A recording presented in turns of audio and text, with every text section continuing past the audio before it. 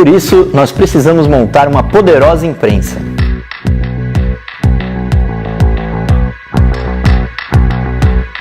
Mas para isso, nós precisamos da sua colaboração. Então acesse o site da Vaquinha e doe o quanto você puder. E não se esqueça, graças a você conseguimos duplicar a nossa programação. Temos 7 horas diárias de programas e quase 1 milhão de visualizações. Essa é uma luta central. Ajude para que seja vitoriosa. Muito obrigado.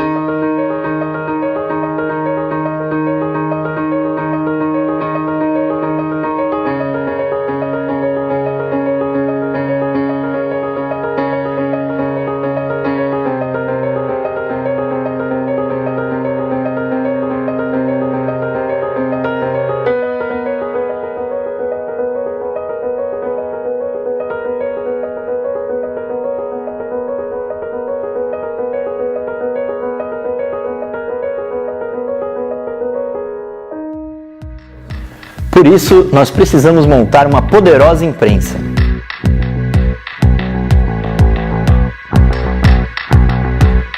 Mas para isso, nós precisamos da sua colaboração. Então acesse o site da Vaquinha e doe o quanto você puder. E não se esqueça, graças a você conseguimos duplicar a nossa programação. Temos 7 horas diárias de programas e quase 1 milhão de visualizações. Essa é uma luta central. Ajude para que seja vitoriosa. Muito obrigado.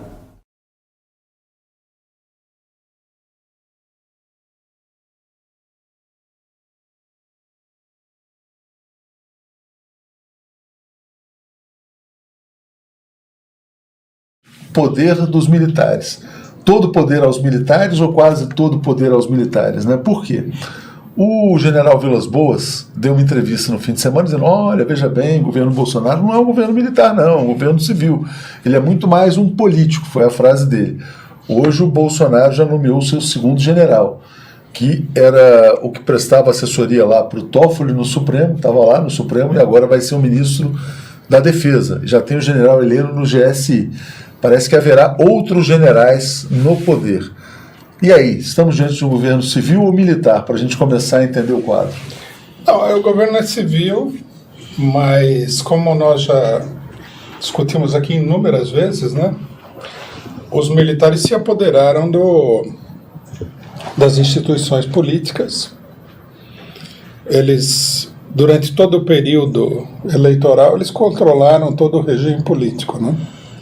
Bom, agora, logicamente, com o Bolsonaro, a integração entre os militares e o governo vai ser muito grande e vai continuar sendo grande, não há dúvida nenhuma.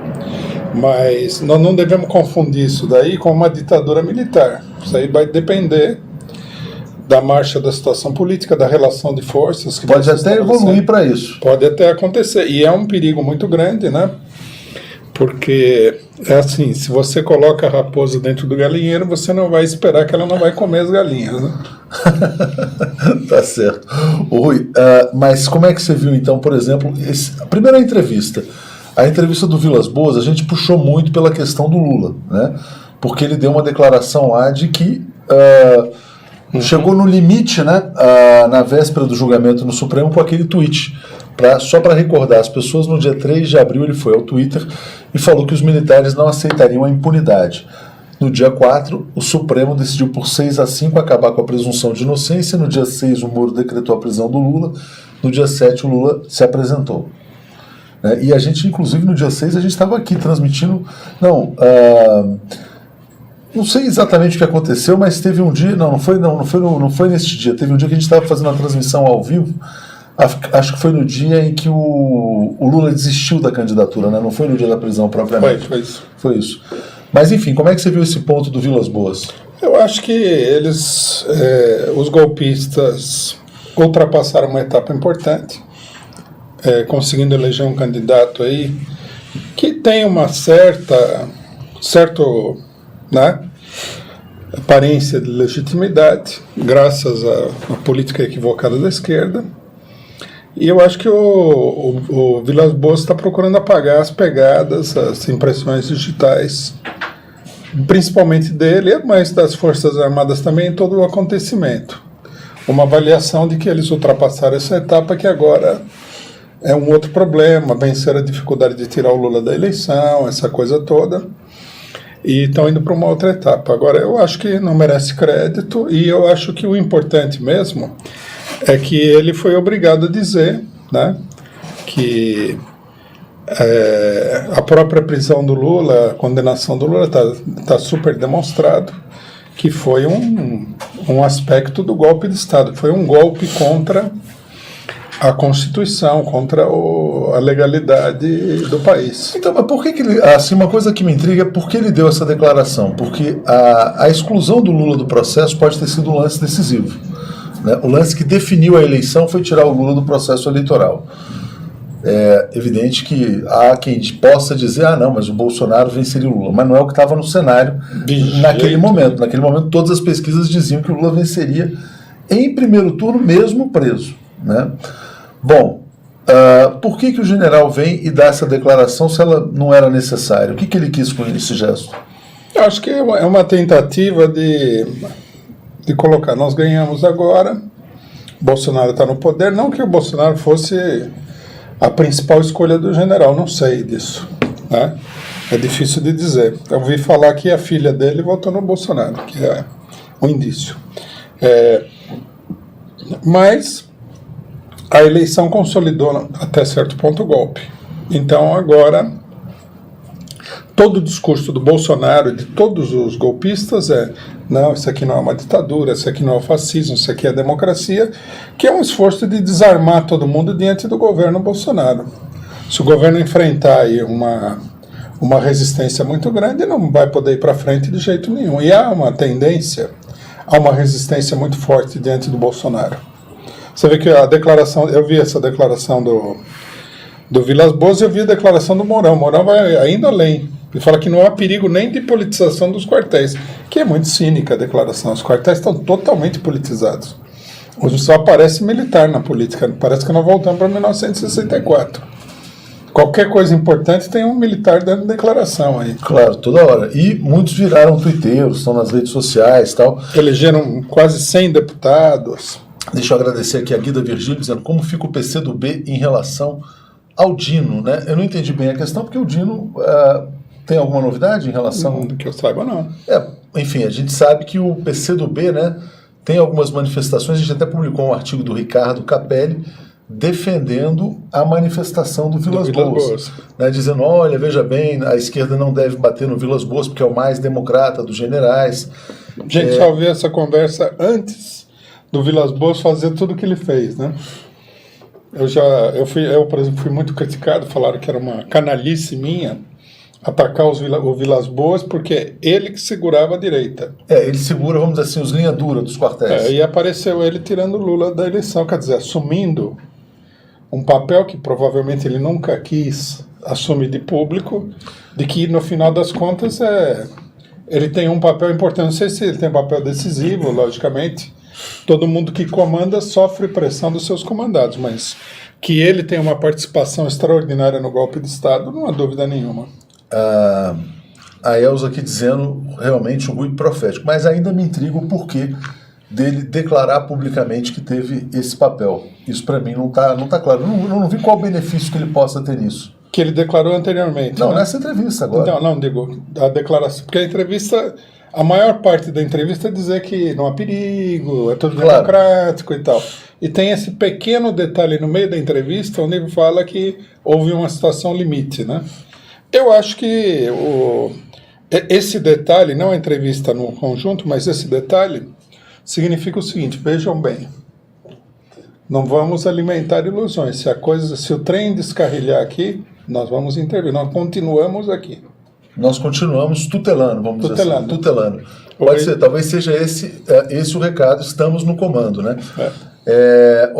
Ado Silva está dizendo, Vilas Boas quer limpar seu nome na história, tem uma doença degenerativa, coloca, né? Também pode ter esse objetivo, mas eu acho que Mas é político. É mais político, né? Mais político estratégico para dizer. Agora, ele fez várias críticas ao Bolsonaro, né? Ele falou, olha, primeiro ele falou que não é um governo militar, é um governo civil, ele é muito mais.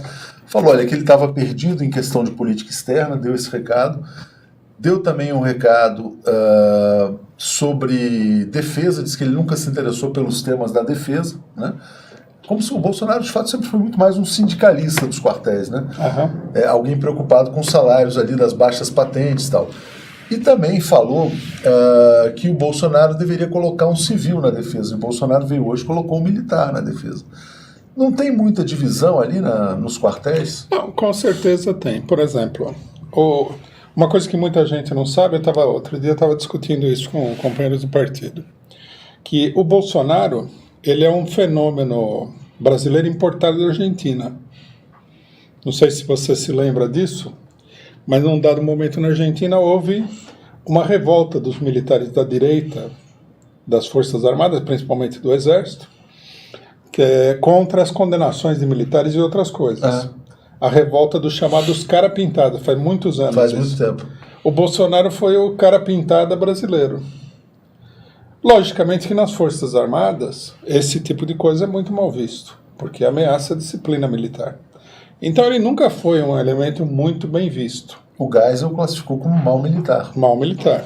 Então, logicamente que o pessoal, como todo mundo está fazendo política, à medida em que ele foi se implantando, foram aceitando ele. Mas ele não é uma pessoa do coração da maior parte dos militares que defendem aquela disciplina, a burocracia, o status quo e tudo mais. Daí as críticas do Vilas Boas, que mostram... Mas, paradoxalmente, justamente por ser uma figura rebelde e subordinada... Ele chegou lá. Ele chegou lá. Ele traz de volta os militares ao poder pelo voto. O que é uma coisa impressionante. Mas os militares já estavam lá, né? Se ganhasse um outro candidato, os militares também teriam a mesma... Talvez não fosse tão escancarado quanto o Bolsonaro, que defende abertamente a presença militar, mas os militares teriam uma grande presença no governo também, não mudaria nada. Mas não seriam tantos ministérios? Provavelmente não teriam tantos ministérios, mas teriam muita coisa, inclusive, né, os militares, dá para perceber que eles estão aí avançando sobre os cargos estatais, né? Estão criando uma clientela política muito grande a partir do governo. Eu acho que isso daí era inevitável, o preço do fato de que os militares foram fundamentais na execução do golpe de Estado de 2016. E aí eu queria te trazer um outro militar, que é o general Augusto Heleno, né, que agora vai para o GSI, que é onde tem a força-tarefa lá de combate aos movimentos terroristas e tal. Uma das coisas que ele tem falado com frequência é sobre o combate ao aparelhamento no Estado. Diz que até o Temer começou um bom trabalho de despetizando a máquina pública, né? Agora vai ser aparelhado pelos militares. Pois é, mas agora a gente tem a manchete do Estado de São Paulo dizendo que nas estatais vão ser formados até grupos de delatores mesmo, que vão indicar quais são as pessoas com inclinações mais esquerdistas e tal. Será que vem uma limpeza aí com certeza. Tipo judeus na Alemanha, assim? Alguma coisa... Num primeiro momento, eu acho que não vai assumir esse vulto, mas logicamente que isso é uma ameaça, né? É o que eu falei, né? Colocar os militares no governo, mesmo que não seja uma ditadura, é colocar a raposa dentro do galinheiro. Esperar que eles não avancem sobre o poder cada vez mais, se as condições se mantiverem as mesmas, é uma ilusão. Isso precisa ser combatido, né? Precisa ser denunciada a possibilidade do golpe de Estado e tudo mais. Uma coisa importante é o seguinte: os militares que mandam no governo, eles são militares do alto comando. São os militares que tradicionalmente não apoiaram o Bolsonaro. Por exemplo, o Mourão nunca se declarou a favor do Bolsonaro. O Augusto Heleno, ele apoiou o Bolsonaro nessa reta final, mas ele também é do alto comando. Ele é uma pessoa de confiança dos graduados, né? Então, num certo sentido, não é bem o Bolsonaro que está dando as cartas aí. Eu acho que é um grupo militar, a gente poderia dizer uma camarilha militar, que se apoderou do governo diante da fragilidade que o regime político assumiu, né, com a crise toda. E eu acho que eles não vão sair tão fácil, não. só vão sair com um processo de luta muito intenso e tudo mais. Não se criou o melhor dos mundos para os militares, assim, de, por exemplo, de ir ocupando a máquina do Estado sob a aparência de uma normalidade democrática? Isso é extraordinário para eles. É extraordinário, porque, por exemplo, chegar ao poder por um golpe tradicional tem muitos custos, né? A gente até imagina o seguinte, não, tomada de La Moneda, bombardeando o palácio, e agora chega Augusto Pinochet no poder. E teria que sustentar uma ditadura escancarada, né? Pois é, agora você tem lá um deputado com liga capitão reformado que chega ao poder, nomeia vários militares. Para eles não poderia ser melhor. Não, então, muito extraordinário. Então isso não cria um paradoxo, Rui, de até levá-los a preservar cada vez mais as aparências democráticas? Tentar preservar cada vez mais? Sem dúvida, mas a gente sempre tem que separar o subjetivo, as intenções, dos fatos, né? Os militares estão lá nessa posição porque no Brasil o regime político vive uma crise total. Isso aí ficou claro com o Temer. Eles deram o golpe. E a pessoa forte do regime do governo Temer era o general Etchegóin. O general Etchegóin. E o governo Temer afundou totalmente. Essa crise não foi superada com uma eleição. A eleição meio que aliviou um pouco a pressão, né? Mas os problemas da crise estão aí. A economia brasileira continua afundando. As perspectivas da economia mundial são muito negativas. A situação interna do imperialismo mundial é de uma crise cada vez maior. Por exemplo, veja só. Eu estava comentando isso aí num outro dia, num outro programa que nós temos. As pesquisas estão... Bom, primeiro o caso dos Estados Unidos, né? Um caso que a gente poderia falar aqui da eleição, que não foi aquele êxito todo que os democratas gostariam que fosse. Foi meio que a coisa ficou meio no empate. O Trump perdeu a eleição, mas não perdeu totalmente. E as pesquisas estão dando que agora, no começo de 2019, a extrema-direita vai ter uma importantíssima vitória na eleição europeia. Eu tenho essa impressão também. Não, as pesquisas dizem isso. Dizem que são pesquisas já especializadas e tal, que estão sondando as eleições.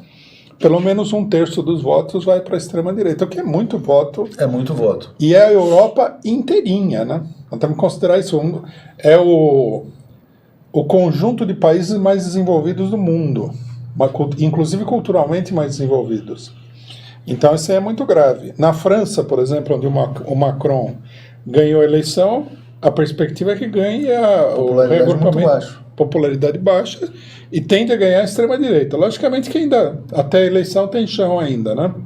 Claro. Mas a perspectiva é sombria. Então, o problema é o seguinte, os militares gostariam de ficar aí sem muita crise, sem muito problema, mas a própria presença deles no governo já é um sintoma, um sinal de que a crise é muito grande. Porque em situações normais, você não tem militares controlando o governo, tutelando o governo, nem nada. Claro. A situação descambou de uma maneira muito profunda. Agora, é importante lembrar que o Rui foi a primeira pessoa aqui a lembrar a situação do Egito, né? Aliás, foi o primeiro analista, com certeza, na imprensa brasileira, a comparar a situação brasileira do Egito, onde o Mursi, que era o presidente, o Lula de lá, está preso há muito tempo, né? Um general já foi eleito, reeleito e tal.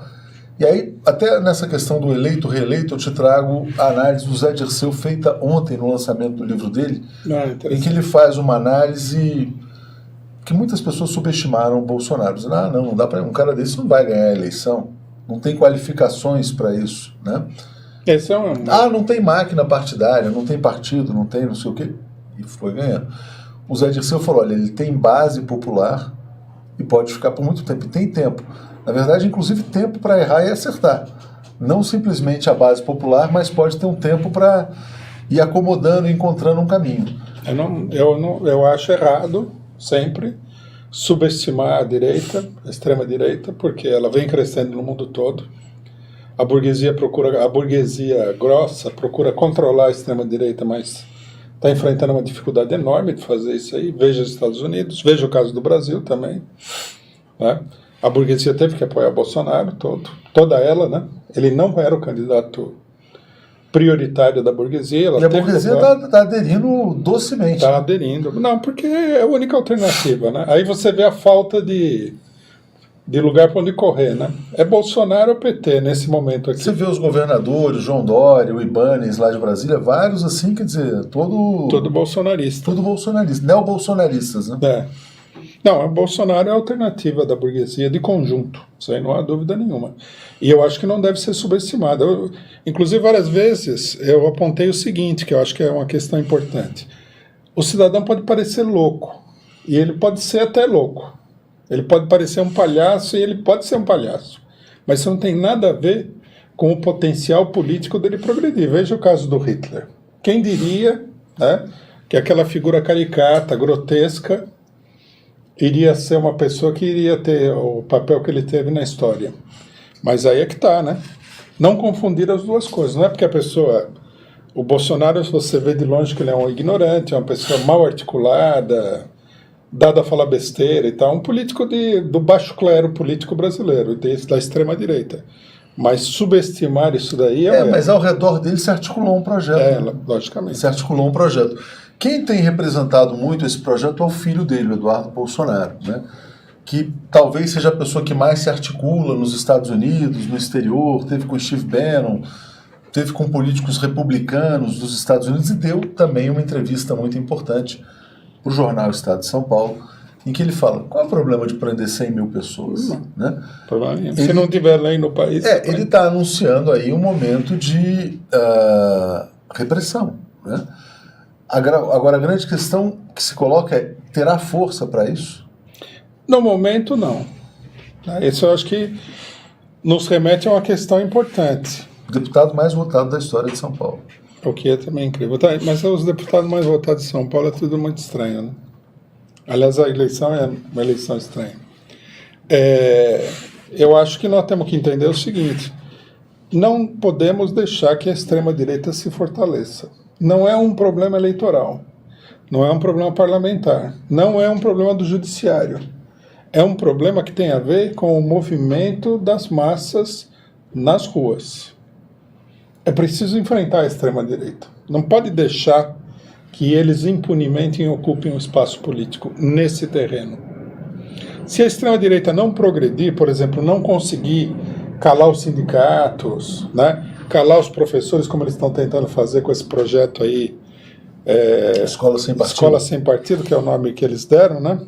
Se eles não conseguirem fazer isso devido à resistência popular, eles não vão progredir. Agora, se eles conseguirem, a gente tem que levar em consideração o que o filho do Bolsonaro falou. Qual é o problema de prender 100 mil? Eu diria de prender 200, de prender 300, de prender 1 milhão de pessoas. E até de matar gente e torturar pessoas. Se você conseguir fazer, né? O problema é que nós temos as condições de impedir que a coisa chegue nesse ponto. E quem pode impedir não é lei, não é processo judicial, não é discurso parlamentar. Não vou nem falar em votação parlamentar, porque os deputados da esquerda são minoria, ainda tem o caso Ciro Gomes, né, que é um caso muito importante. Falaremos sobre ele, inclusive você fez um vídeo muito interessante aí no fim de semana. Então, o terreno onde a extrema-direita tem que ser derrotada é no movimento popular. Pois é. É nos sindicatos. E aí a gente vai falar de todas as sabotagens em torno disso. Mas antes o Adriano está perguntando para você analisar o papel do Sérgio Moro no governo, Rui. Como é que você vê o papel do Moro? Porque muitas pessoas, por exemplo, a Globo passou a dizer que a Globo tem uma interlocução privilegiada com o Moro, né? Passou a dizer que ele vai fazer o plano real do combate ao crime, né? Como se ele e começou a tratá-lo como um candidato a presidente. Aí já começaram a aparecer as disputas dele com Paulo Guedes, divisões, né? Pode ser que ele encontre muita dificuldade ali na máquina pública, na vida real, né? Enfrentar crime organizado, coisas desse tipo. Como é que você acha que vai ser a sintonia dele com o Bolsonaro? Se não vamos ter muito conflito? Aí o próprio Moro na entrevista disse que pode eventualmente investigar integrantes do governo Bolsonaro. Isso é mais conversa do que realidade. Bom, a primeira coisa que a gente deve dizer para todo mundo colocar a coisa em perspectiva é que o Moro não será nem o Tarso Genro, nem o Eduardo Cardoso. Não será republicano. Não será tão, como é que se diz? Tão preocupado com a opinião pública assim. Esse aí é o Moro é o civil que é a contrapartida do Bolsonaro. Ele está aí para perseguir as pessoas. Ele é um carrasco, né? Ele foi escolhido devido à sua insignificância. Ele é um Bolsonaro igualzinho, né? Você vê que é uma pessoa mal articulada. Ele não é uma pessoa... Ele é também do baixo clero jurídico, juiz. Bom, mas o que ele conseguiu no Brasil realmente é uma coisa sem precedentes. Mas deram apoio para ele fazer isso daí, né? Se chamasse aí o Gilmar Mendes para cumprir esse papel, provavelmente o Gilmar Mendes falaria: me desculpe, mas eu não quero pegar segurar esse rojão, não quero não. Então, você precisa desse elemento aí do baixo clero, que em geral é um elemento disposto a tudo, sem compromisso com a sociedade burguesa. Ele é quase como se fosse um subversivo dentro da ordem burguesa. Então, quando o trabalho é muito... de quebrar pedra, é arriscado, é tudo mais, dão na mão desse tipo de pessoa. O Bolsonaro é a contrapartida civil o Moro é a contrapartida civil do Bolsonaro. Eles são duas pessoas nesse sentido muito parecidas. Mas você acha que ele já está... ele é um cara para ser um candidato a sucessor? Por exemplo, Silvio Santos, que é um personagem insignificante, mas fala, eu quero ver 8 anos de Bolsonaro e 8 anos de Moro na sequência. Quando eu vi a entrevista do Eduardo Bolsonaro e vamos dizer assim, a desenvoltura dele, eu acho que o Bolsonaro imagina como seu sucessor o filho, uma coisa meio dinastia, quase uma monarquia se impondo ao Brasil. Acho que o Bolsonaro não pensa no Moro como seu sucessor. Não.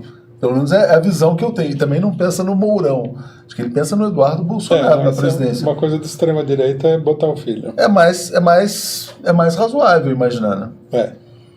Mas o Moro, eu acho que a importância do Moro não é substituir o Bolsonaro. A importância do Moro é a repressão, é dar um caráter legal à repressão. E por que ele se colocaria assim tão leal a esse projeto? O Sérgio Moro é um revólver de aluguel, né? Ele foi escolhido para a Lava Jato por isso. Antes da Lava Jato, nunca ninguém tinha ouvido falar do Sérgio Moro. Ele é um juiz do interior, vamos dizer assim. Já era o juiz do Banestado, tinha uma carreira jurídica. Resolvendo problemas para o PSDB no Paraná, né? Mas era uma figura secundária. Daí eles pegaram e falaram, essa aqui é uma pessoa dócil. Você pode colocar ela a serviço de um determinado plano político. Porque a Lava Jato, apesar de ter um monte de gente de esquerda, não sei porquê, falando que é uma luta contra a corrupção e prestou serviço, é evidentemente uma operação de perseguição política e absolutamente mais nada. Por isso escolheram o Moro. Falou, esse aqui é um trabalho sujo, você tem que escolher uma pessoa adequada para o trabalho. Não pode ser um figurão. Figurão, em geral, não faz trabalho sujo. Ele evita. Você vê que o processo do Mensalão, que foi uma vergonha, um escândalo nacional, colocaram na mão do Joaquim Barbosa, que era outro também recém-chegado, uma revista, um carreirista. E que foi seduzido, né? A Veja deu capa, o menino pobre que mudou o Brasil, depois virou candidato a presidente, embora não tenha sido, né, foi colocado como presidenciável. Você vê que os outros ficaram no apoio, né? No apoio, mas sem, vamos dizer assim, liderar a causa. Exatamente. A Fernanda Cunha está chegando como membro do canal, obrigado, Fernanda. E a gente está estreando um diálogo mais próximo, né, com os membros, com os assinantes também, através da comunidade aqui. Então a gente agradece a todo mundo que tá chegando. É importante, Rui, que a gente fale da questão da frente, né? Porque tem várias colocações diferentes. Por exemplo, o PT fala em frente popular, democrática e tal. O Ciro, claramente, o movimento dele é fazer uma frente que isole o PT, né?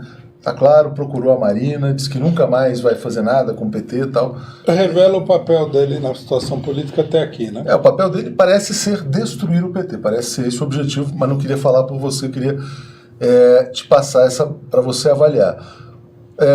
Vamos falar primeiro do Ciro, para depois a gente chegar à entrevista do Marcelo Freixo. Eu acho que o Ciro ele foi escalado aí pelos golpistas para cumprir um papel muito específico, que foi entrar numa competição com o PT. Ao invés, assim como você tinha os antagonistas, né, você tem aqui um concorrente. Então ele foi lá, flertou com o PT, falou que ele era contra o golpe, tudo conversa de político. No Brasil ainda hoje, até na esquerda brasileira, O pessoal acredita em conversa de político que está se elegendo, é impressionante. Falou que era nacionalista, falou isso, falou aquilo, né? E conseguiu aí agrupar um setor da política nordestina também, esse é um outro fator, para rachar a base do PT e permitir, a primeira função dele foi permitir que a fraude fosse bem sucedida. Veja que ele foi o terceiro colocado na eleição. Se ele não fosse candidato, se a esquerda, vamos supor, essa esquerda, o Ciro se diz de esquerda, apesar de não ser, e fala que tem que unificar, etc. e tal. Se eles fossem minimamente sérios com isso, que era tudo uma conversa mole, a disputa teria sido uma disputa muito acirrada, mesmo com o Haddad. Né?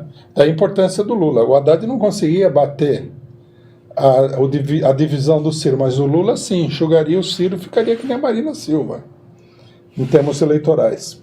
Então ele já foi escalado para isso. Isso é uma coisa que eu acho que muita gente não entende. Muita gente fala, não, ele foi maltratado pelo PT. Não tem nada a ver. Ele começou a campanha eleitoral na época do golpe. Ele já sabia. Ele é um membro da burguesia, ele é funcionário do Steinbrück, que é um dos articuladores do golpe, tudo. Ele sabia perfeitamente. E o papel da burguesia era impedir o Lula.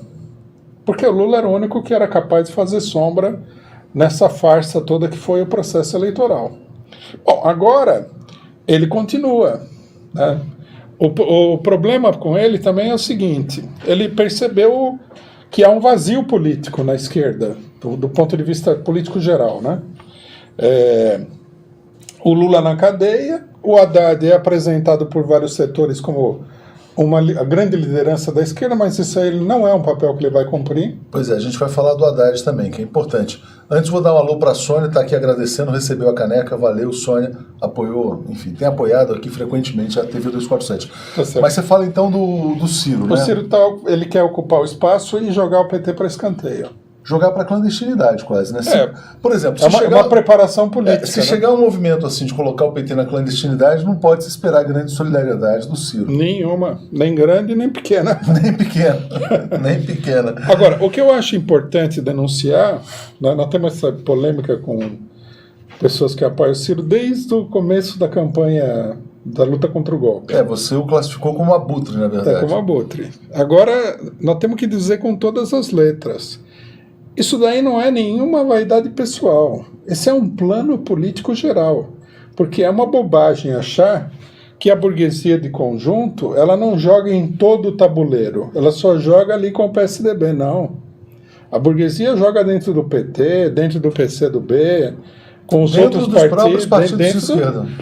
Justo. E o Ciro é um homem da burguesia. Ele é uma pessoa que foi do PSDB. Só não joga no PCO, né? Então, não, eu acho que ela joga no PCO também. Ela joga no PCO também, só que o PCO é mais armado, né? Contra. Olha aqui, ó. A Josi Negreiros, membro do canal, também está dizendo: Ciro sempre foi arena, PDS, como Lazier Martins, oportunista.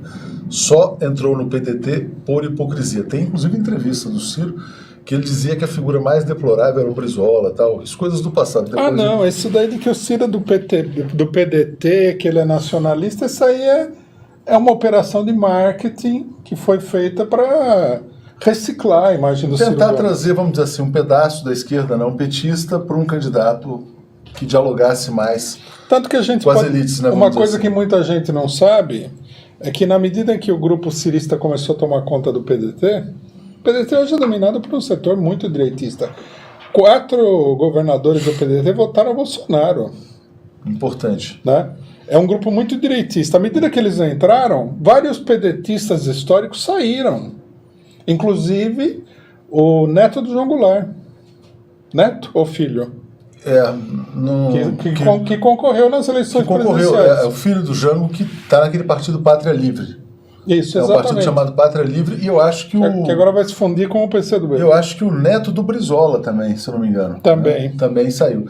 Mas enfim, aí já não me lembro exatamente aqui. Agora, Rui, e o Haddad? Porque o Haddad é uma questão, né? Ele foi candidato, 47 milhões de votos, não se sabe quantos votos são exatamente dele, quantos são do Lula, quantos são do PT. Um pedaço é do PT, um pedaço é do Lula e um pedaço é dele. Vamos imaginar que seja assim a divisão, né? Mas um pedaço maior provavelmente do Lula. O Haddad deve estar vivendo aquele momento em que muitas pessoas estão dizendo, olha, Haddad, está vendo, você é um grande quadro.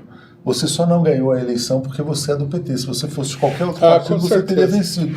Muitos amigos dele, do INSPER, das elites, da sociedade ilustrada aqui de São Paulo, devem estar dizendo, olha, eu gostaria de ter votado em você, Haddad. Banqueiros devem estar dizendo isso para ele. Então ele deve estar sendo quase que aliciado. Né? Querem que ele seja a nova Marta Suplicy. Enfim, exatamente. E ao mesmo tempo, ele não pode abandonar o PT, porque se ele abandona o PT nesse momento também, logo depois da eleição, é alta traição, vamos dizer assim. Autodestrutivo o negócio E desse. muito autodestrutivo. E ele está calado, ele está silencioso, ele deve estar refletindo, matutando. Para onde vai o Haddad, na sua opinião? Porque claramente ele não vai assumir um papel de liderança. Né? Hoje tinha uma nota no painel ontem, o PT quer que o Haddad viaje pelo país. Não parece muito que o Haddad está afim de fazer isso. O Haddad quer ficar na dele, dando as aulas aqui, cuidando da família, que às vezes é até aceitável, né, do ponto de vista da vida pessoal. Ninguém tem que impor uma vida a ninguém que ela não queira ter. Mas para onde vai o Haddad? Então, eu acho que o Haddad, nós temos que colocar isso aqui no panorama do que está acontecendo dentro do PT. É óbvio que há uma luta pelo controle do PT.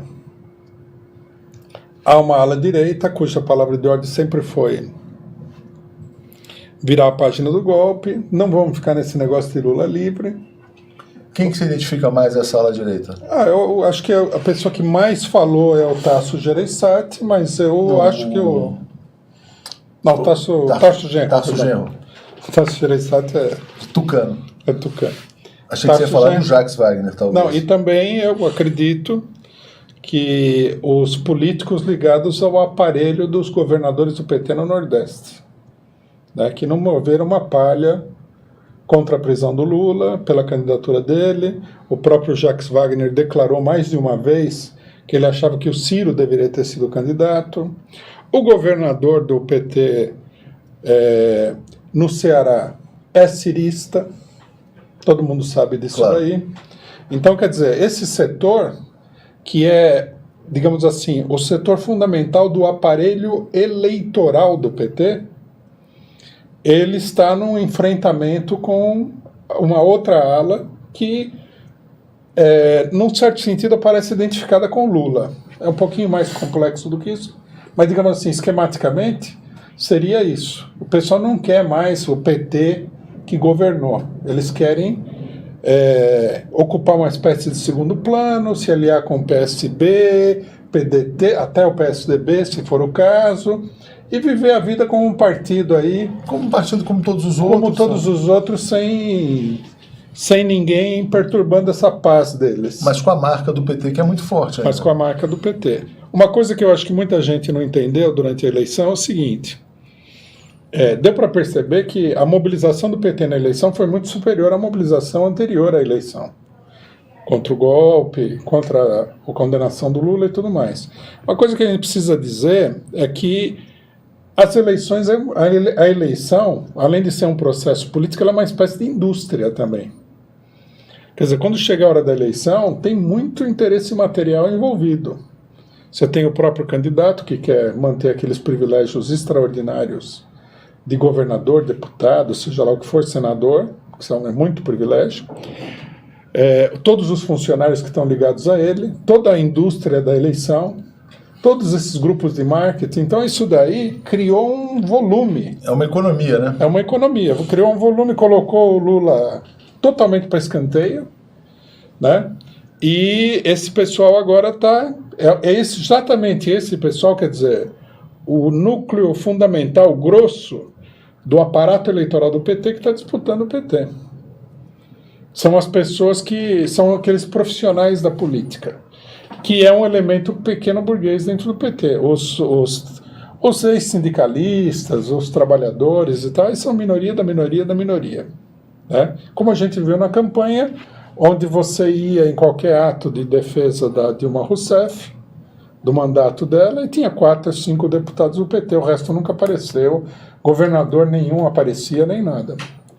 Eu acho que o PT vai entrar, já entrou, né, numa espécie de guerra civil silenciosa, que a burguesia denuncia no jornal e pede, né, que a militância do PT se posicione, esqueça o Lula e parta para outra coisa. Quer dizer, é a renovação do PT, essa que é a palavra de A ordem. renovação.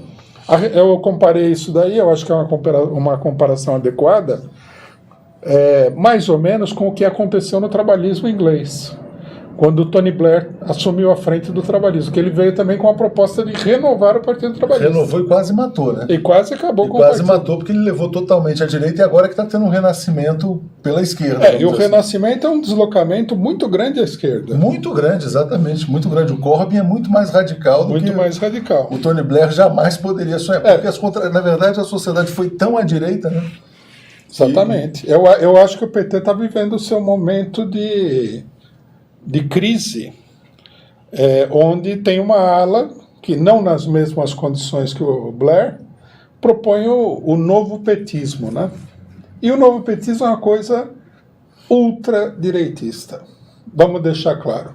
Porque eles falam que o novo petismo declara que o Sérgio Moro é o cara que prestou um grande serviço, que a luta contra a corrupção deveria ser mesmo, que o PT teria que limpar os seus quadros de quem está acusado de corrupção. Quer dizer, é uma espécie de PSDB dentro do PT, como o Tony Blair era uma espécie de ala conservadora do Partido Conservador. Era um Tory dentro do Partido Trabalhista. Dentro dos trabalhistas. A Deise está dizendo, não vamos trair o presidente Lula, ele é o nosso maior bem. A Elza Bezerra, Fátima Bezerra, daqui do Rio Grande do Norte, é identificada com o Lula. Passou a campanha eleitoral inteira citando o Lula e defendendo. Nos debates eleitorais sempre encerrava citando o Lula. O Haddad, a gente fica nessa dúvida, né? Para onde vai? Porque a pressão em cima dele, de fato, deve estar a tentativa de aliciamento, né, por parte da burguesia. Você vê uma coisa sobre o Haddad, me permite? Que é o seguinte, uma coisa que me chamou muito a atenção, que mostra o fundo do negócio do Haddad. Num primeiro momento, provavelmente por pressão da direção do PT, o Haddad não cumprimentou o Bolsonaro. Era um trato, era um combinado. Era um combinado, me deu a impressão que fosse um combinado. Aí a Globo começou a pressionar, né? E ele foi lá e voltou atrás. Deu boa sorte. Deu boa sorte, falou que espera sucesso e tudo mais. Aí o que acontece? Não é tanto o fato dele desejar boa sorte é muito ruim, mas o que me chama a atenção é o seguinte, que ele voltou atrás por causa da pressão da Globo. Quer dizer, ele é um elemento suscetível à pressão do PSDB, quer dizer, do establishment político de direita. Por que ele fez isso daí? Porque ele percebeu que era meio assim, o pessoal estava pedindo da parte dele uma atitude que mostrasse que ele é uma pessoa respeitável nesse círculo. E tem também o próprio cálculo político dele. Ele é jovem, 50 e poucos anos, né? Tem um futuro pela frente, político. Perdeu 2 eleições, né? Quando perdeu em São Paulo também, muita gente falou, só perdeu porque é do PT, agora perde de novo, só perdeu porque é do PT. Exatamente. As pessoas ficam em cima. Vamos passar para o Freixo. O Freixo deu uma entrevista e nessa entrevista o Marcelo Freixo falou que a pauta unitária não é Lula livre, tem que ser uma pauta mais ampla, democrática, embora o Freixo aponte a condenação política do Lula. Ele sabe que o Lula é um preso político, ele já falou isso várias vezes, mas diz que essa pauta não unifica um campo mais amplo, que ele inclui até o PSDB. Né? Como é que você vê esse movimento do PSOL? Eu acho que isso aqui é um acentuado movimento à direita, né? Primeira pergunta seria... Mas não é necessária a tal da frente para enfrentar, por exemplo, para defender a causa democrática diante do bolsonarismo? Só uma coisinha antes de responder isso. Primeira pergunta a gente deveria fazer é a direção do PSOL. Essa é a posição de toda a direção do PSOL? Mas a direção do PSOL existe assim uma coisa, porque a direção do PSOL, quem é a voz mais influente? É o Freixo? É o Boulos? Existe assim um executivo influente? Não é nenhum desses aí. Mas então... A corrente majoritária do PSOL, que eu saiba, é a corrente identificada com o deputado Ivan Valente. Que é a corrente que foi a favor de defender o Lula, dentro da barafunda de posições que havia dentro do PSOL. Então a pergunta é, essas correntes que são que têm uma posição mais oposta à direita, porque o Freixo tem o namoro dele com a Globo, e tem vários setores do PSOL que têm a mesma coisa. São setores bem direitistas. Então a gente deveria perguntar, o resto da direção concorda com essa pauta? de aliança com o PSDB, por exemplo? Esse é um problema que a gente precisaria esperar para ver a resposta, né? O Freixo, do alto da votação dele e tal, soltou esse torpedo. Vamos ver como é que vai ser bem recebido na base, né? Agora, quanto à frente democrática, eu acho que isso daí é uma inutilidade. É só para confundir o panorama. Porque, veja bem, o que essa frente vai fazer? Se você se juntar com o PSDB, o que você vai fazer? Obstrução no Congresso Nacional contra uma ou outra coisa que o Bolsonaro vai aprovar, que é muito escandaloso e que a própria direita acha que é um erro do Bolsonaro que vai provocar consequências negativas. Para que fazer uma frente dessa? Uma obstrução, por exemplo, contra o Escola Sem Partido, que estava sendo votado hoje. Se é que eles vão fazer isso aí, né? E a gente para pensar, isso aí está longe de ser a agenda principal do governo, né? Talvez sejam temas mais diversionistas, né? Na hora da privatização, por exemplo, que é na hora da privatização, pois é. Eles vão votar juntos. Aliás, né? Ontem saiu uma entrevista no Valor do Rui, que é um cientista político do PSDB, onde ele defende a formação do tal do Centro Radical, que é o novo partido do PSDB, e fala que no programa tem que ter a defesa, inclusive, da privatização do refino da Petrobras. Pô, uma coisa assim tão específica que o Centro Radical vai defender, né? Tem que defender todo tipo de privatização. Pois é. Né? O Bernardo Barros está dizendo, Gleisi e Stedley ontem em Curitiba fizeram uma chamada para a campanha da liberdade de Lula. Stedley falou até em fechar rodovias. Teremos finalmente uma mobilização mais forte pela liberdade de Lula? Aí é uma questão. Porque se houver essa mobilização, tendo em vista a postura beligerante dos generais que colocam Lula como inimigo, né? Inclusive a frase do general Heleno dizendo que o Celso Amorim, que defendeu a liberdade do Lula, é quase traição à pátria, aquela coisa toda. Na opinião dele, né? Na opinião dele, enfim. Se houver esse movimento de fechamento de rodovias, eu acho que eles podem radicalizar, né? Podem. Mas você acha que eles estão procurando um pretexto para radicalizar? Não. Eu acho que eles sabem que a situação no Brasil é uma situação de polarização.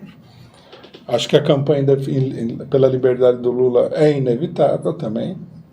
Se as direções não fizerem essa campanha, a campanha vai surgir do chão. Não adianta o pessoal fugir, não adianta se esconder. E não seria melhor para o próprio Bolsonaro e para os militares um benefício ao Lula? Uma prisão domiciliar? Alguma coisa que reduzisse um pouco a tensão? Tudo isso daí seria visto como uma derrota, né? Por que uma derrota? Porque Por que uma derrota? Foi dura, né? A política dura teria que ser mantida. Eu não acho que eles vão recuar com facilidade de nada. Eles podem avançar com cautela. Agora, recuar não faz parte da política dele, porque o recuo pode abrir uma brecha que pode criar uma crise muito grande no governo. Porque esse governo ele não é um governo forte do ponto de vista do apoio popular. Isso que o Zé Dirceu falou, que ele pode... Que ele tem base popular. Ele tem alguma base popular, isso é fato, né? A gente vê, não são mobilizações enormes, não é a maioria da população nem nada, mas é uma base popular, de classe média principalmente. Mas ele pode se fortalecer mais. Ou ele pode se enfraquecer. Se ele se enfraquecer, ele já vai para uma situação crítica, porque ele não é forte. Então eles têm que ver isso daí. Como é que se diz? O agrupamento que eles fizeram da classe média direitista, fascistoide, que tem no Brasil, que é uma minoria da população, e da burguesia também fascistoide, que é mais militante, né? Esse agrupamento foi a base da contra a esquerda, contra as liberdades democráticas, contra toda ideologia de esquerda, contra tudo, em favor dos Estados Unidos contra o Brasil, apesar da traição da pátria ao general Augusto Heleno, eles estão a serviço dos Estados Unidos. Então, se eles recuarem disso daí, essa base deles pode se dispersar. E se dispersar, não vai se reunir de novo. Entendi. Não, sem falar no seguinte, um problema muito sério. Da mesma maneira que a classe média direitista, ainda mais difícil de controlar. Também tem esse problema. Porque nós não vamos acreditar que no meio da direita não está cheio de gente que gostaria de concorrer com o Bolsonaro. De Paulo que também está participando aqui do Superchat. Agora, Rui, Você é muito cético, então, em relação à formação dessa frente. Eu acho que é né? totalmente inútil. Principalmente se for uma frente ampla demais. Só para desmoralizar o povo. Só para desmoralizar. Então, o que fazer pela liberdade do Lula? Então, nós temos... e pelo enfrentamento também dos retrocessos. Então, nós temos explicado o seguinte: nós temos que fazer uma frente real, que funcione no mundo real. Qual é essa frente? Sindicatos, trabalhadores. É a frente das organizações de luta. Fazer uma frente para fazer discurso é uma bobagem. Não vai resolver nada. Discurso não muda o mundo. O que muda o mundo são as greves, são as grandes mobilizações populares. Os sindicatos nunca tiveram tão desmobilizados como agora. Mas eles tão pobres, né? Tudo bem. Mas nós temos que entender o seguinte, veja bem. A situação ela está muito fria e muito paralisada. Porém, nós temos um governo que vai atacar o povo. Se você chutar uma pessoa, mesmo que ela estiver dormindo, ela acorda. Ela pode ter dificuldade de reagir no primeiro momento, mas a tendência é a reação. É aí que eu tenho... Pode ser até um ataque, mas vai ser um ataque mais sutil.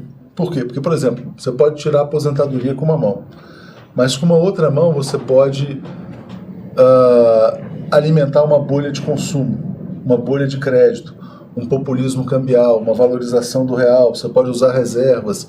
Então, algum bem-estar econômico haverá em 2019. Eu acho que a economia pode crescer mesmo uns 2,5%, 3% do que se fala para o ano que vem.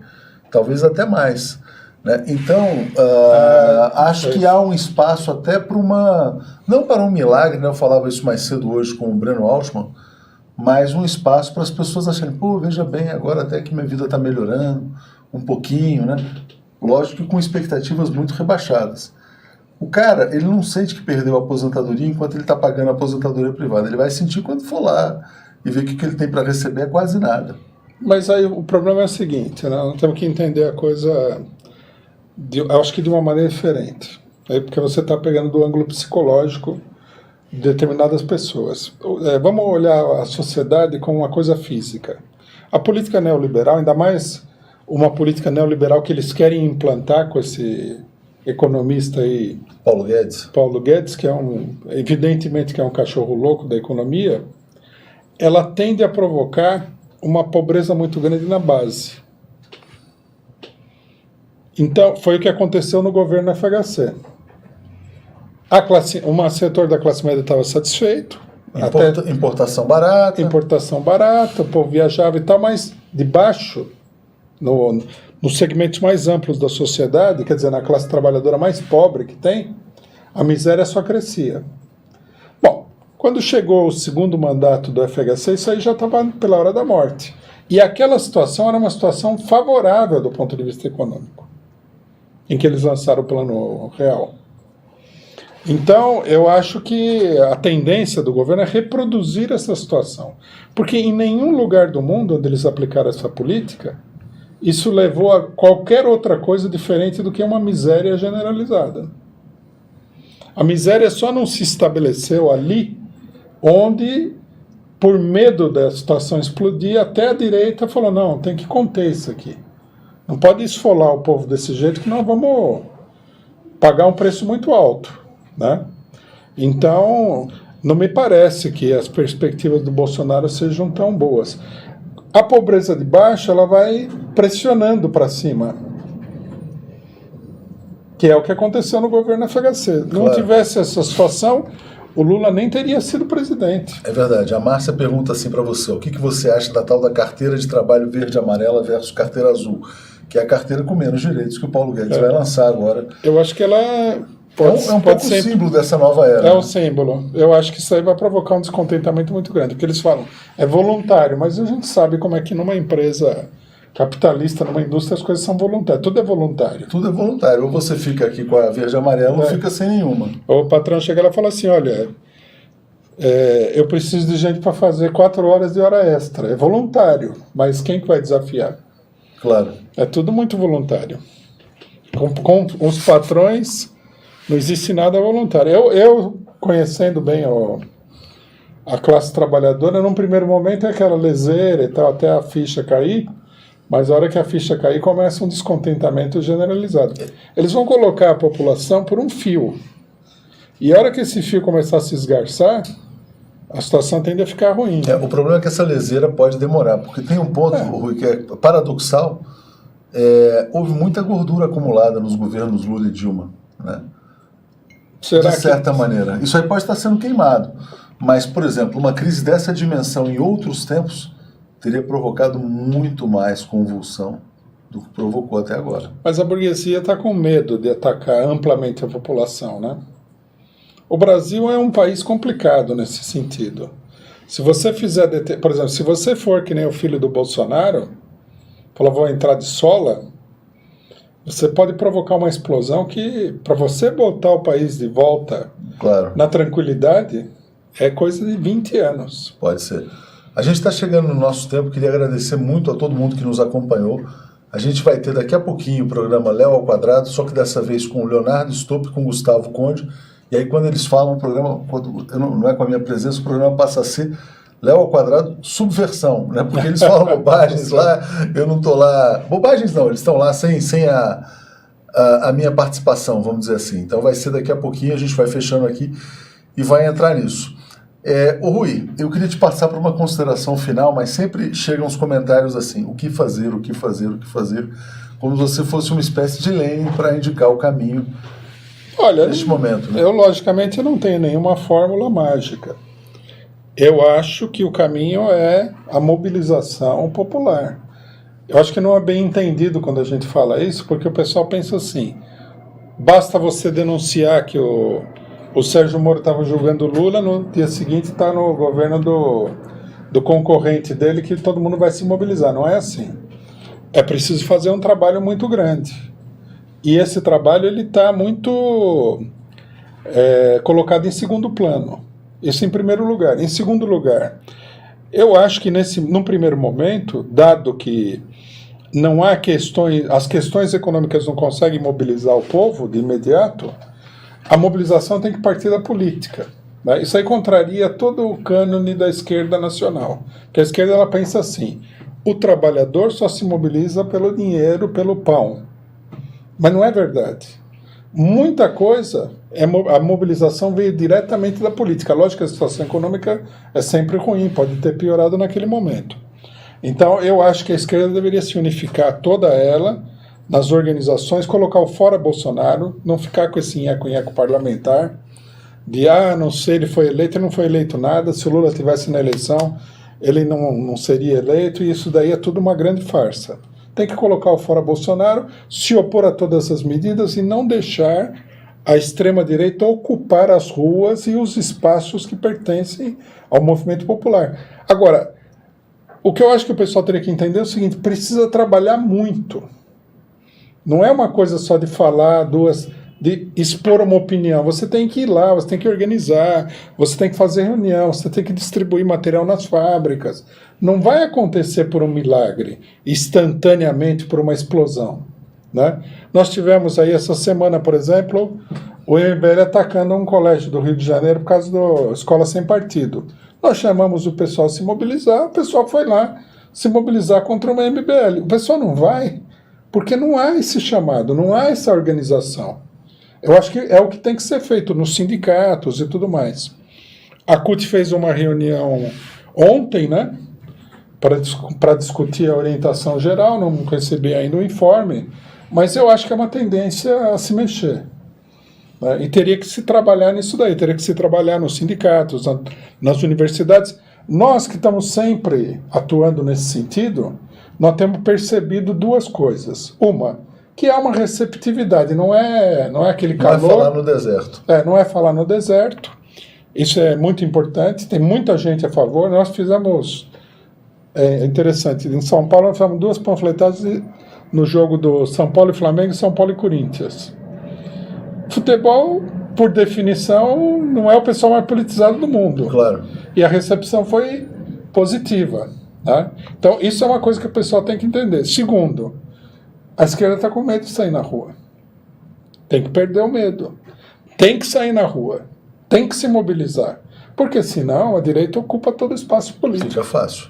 Né? Fica fácil. Eu acho que essas duas questões, que é uma constatação, porque nós vimos isso. Quando a gente estava lá na rua e tal, conversando com o pessoal no jogo de futebol, ou na Paulina, a gente foi em vários lugares. Tinha gente que falava, vocês são corajosos. Não, não é um problema de corajoso, é um problema de concepção política. Os bolsonaristas não são tão fortes assim que você vai no jogo de futebol, o pessoal vai te espancar lá. Não é assim, não pode ter esse receio. Tem que sair à rua, tem que ir lá conversar com o povo, tem que organizar as necessidades dos trabalhadores, dos estudantes, confrontar a direita, tem que fazer um amplo movimento que seja capaz de reverter o quadro. A situação do Bolsonaro, ela é uma situação instável.